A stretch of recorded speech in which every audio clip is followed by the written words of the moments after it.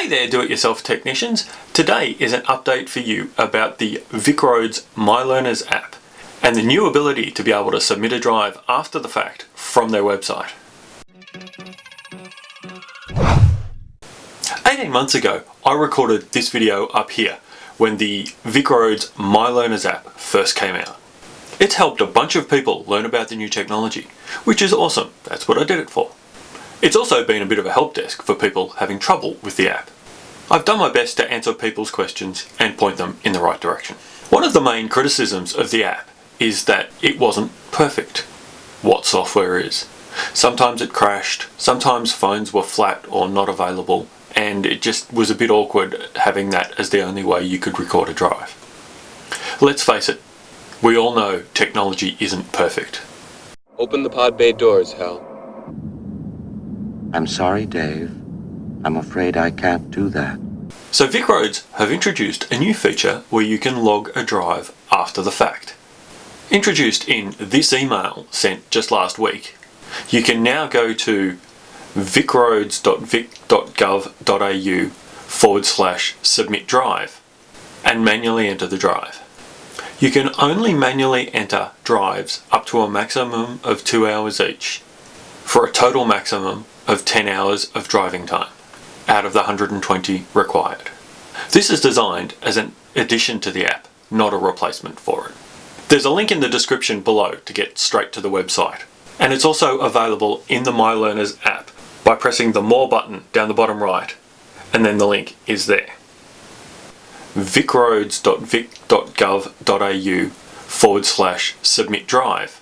Next you have to log in. If you can. This is just further proof that technology isn't always perfect. I hit the back button and then hit the login button again and it logged in happily. Just a glitch. Then click the Get Started link over to the right. Press the Add a Drive Manually button. Select your learner from the drop-down box if it isn't already the one selected. Next, select a reason for the manual entry from the drop-down below. The options are phone not available and technical issue. In my case, it was very technical. I wanted to test how the system worked. Next, you have to enter the date and the time of the drive. You can enter the date either manually or by pressing the green calendar icon and selecting it from there.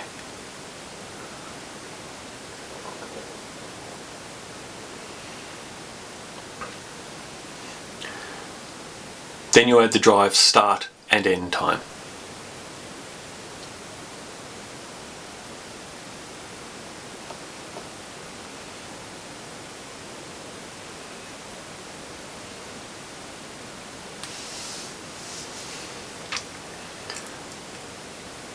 Next, you add the drive conditions, as would normally be done by the driver.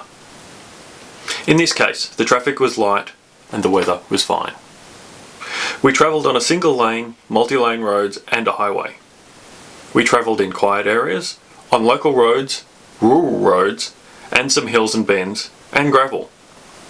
It really was a diverse drive for just 15 minutes. At the end, press Submit. You then need to check that all of the details that you entered are correct and press Confirm. You'll then get a message that the manual drive has been added successfully. Well done. There's no need to approve the drive as it's you, the supervisor, who's added the entry. If you go to the Approve tab, you can see that that drive is there.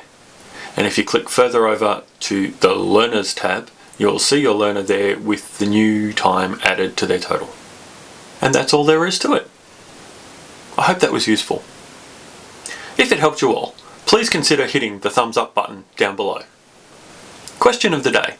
How is your learner going? Are they and you liking the app, or are you finding it a chore? Let me know in the comments down below.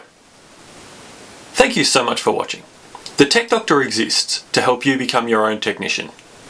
Learn about technology, protect yourself from the bad guys, and repair problems when they come up. There's some older episodes you may not have seen before, here and here. And there's a subscribe button over here you can press to keep abreast of all of the new episodes as they come out. Thanks so much for watching, and have a great day.